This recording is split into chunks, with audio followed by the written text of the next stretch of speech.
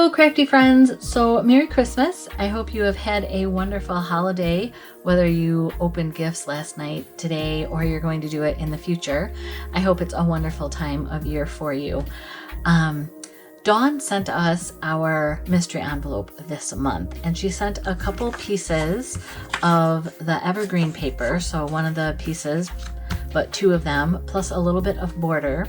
And then she also sent, I'm going to guess this is one of the SVG files from the digital collection from Silver Bells, and she asked us to remember A Christmas Carol by Charles Dickens. So she wants us to use something from the past, something from the present, and then name a product that we would like close to my heart to sell in the future. So I'm going to start with, this is my past project or past product. I love these snowflakes. They're nice. They cut out clean. I can cut them out of multiple colors. So very excited about that. My present is I'm definitely going to be using this evergreen paper. I have these photos. This is my mom and my aunt. And then this is a friend of my mom's, Lily, I think is her name, pulling my aunt on the sled. And I don't know if you can see, but my aunt has this look on her face like, all right, are we done?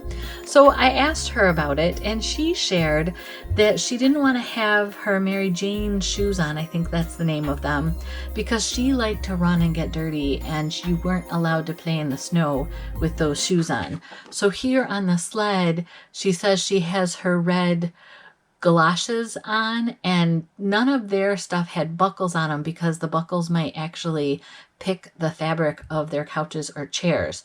So they grew up in a house very mindful of those things. So I'm going to use these two photos with snow.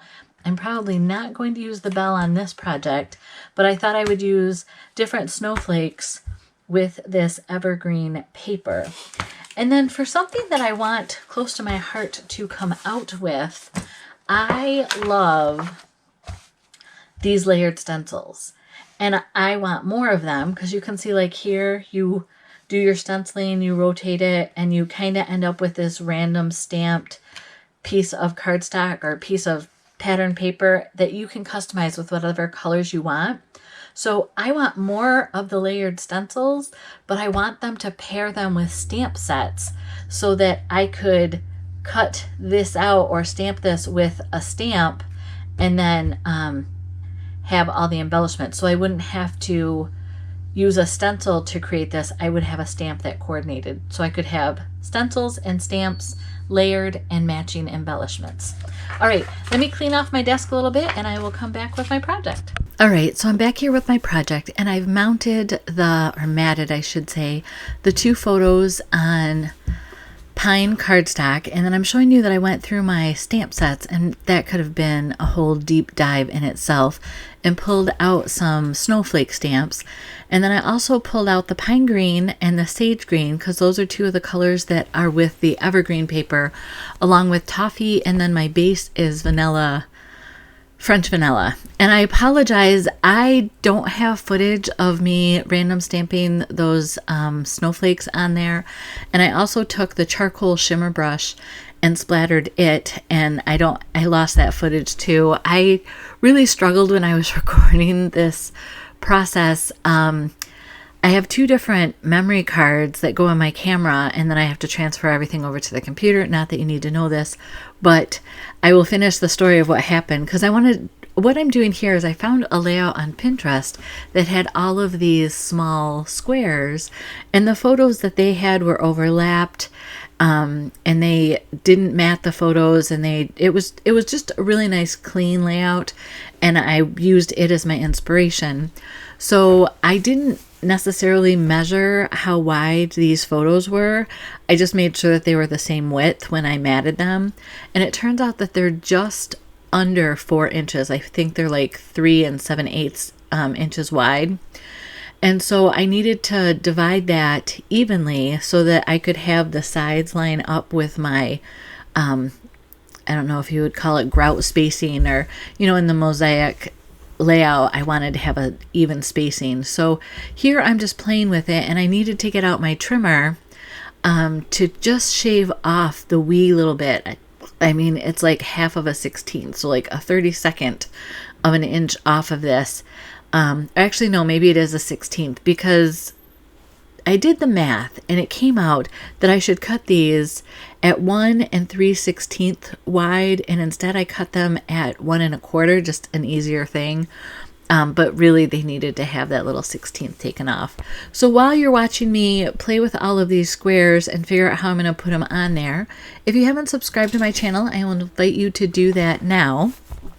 It's real easy to do, to give it a thumbs up, to post a nice comment. All of those things help me in growing my channel. I have been very busy dealing. My mother passed away last month, and so I've been busy with holiday stuff, but also in saying goodbye and working with her estate and my brother. And it wasn't sudden, but it was also, she was only 79. So life has been put on hold as far as YouTube videos. So it's kind of fun that I am scrapbooking my mom lately. So here I'm trying all these different things. Then I realize that I'm covering up my stamped snowflakes, and I really want to adjust these so that one layer of squares is offset on the photos. And again, it just kind of worked out that way. I didn't plan my vertical, I just planned my horizontal with the 3 squares under each photo. So now that I have all that done and glued down, I have changed over to I need to address a title, and I thought about strike a pose. The story of this photo, as you heard in the beginning, is my aunt and my mom were probably told to, you know, come out for a photo. You both look nice. My granddad was I don't want to say an amateur photographer, but he definitely enjoyed taking photos and being very careful on the layout of his photos and how people looked in them, because he knew that he was creating history or saving history. So I've cut my title out, and I just am doing the Modern Turn photo op. So I did stack 2 sheets of our cardstock together. This is the charcoal cardstock, but I'm using the back side of it, so the lighter shade of charcoal.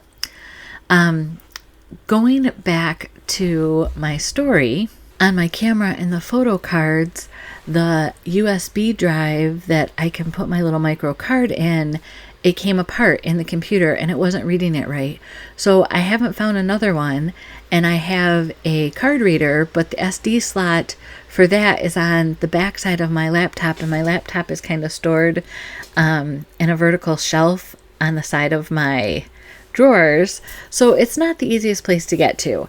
But in the midst of all of that, my camera kept having error messages in the recording process. So between family interrupting, my head is not fully able to focus like it once used to, and having this extra glitch of the memory cards, it was a challenge. So I apologize that I lost the stamping of my snowflakes. And I had talked to my aunt about these photos. I sent them to her, and I'm like, why do you have this look on your face? And she wrote back that it's because she wanted, like I said in the beginning, to play in the snow. She didn't like to be all clean and pristine. She liked to be dirty and plain. So I wanted to share with you, that's why I jumped over here on these snowflakes. I don't want to put any glue on the photos. So if you noticed, I only put glue on the 4 pieces that would not be overlapping the photo. Now, in a case where you're going to have like one of these small snowflakes on a photo, because I do end up putting one there, you'll notice I put it kind of to the edge of the photo, but I also used a tacky glue that's not it sits on the surface and can be rubbed off later. It doesn't necessarily dry crusty like the Aleene's glitter glue does. So just something to keep in mind. So here I'm trying to put that snowflake on the photo, but not on the photo. And here are some close-ups. You can see I went ahead with some of the cardstock and I ran it through embossing folders. That was also footage that was lost, and I apologize for that. But I love how that extra dimension works on these squares. I only had the 1 pattern paper with the 2 different sides, and so you can make this layout with very little paper and just a lot of ingenuity. Have a great day. Be sure to check out what the other gals did with their mystery envelope. The links are below in the video description, as well as products that I use in creating this. Have a great day. Blessings.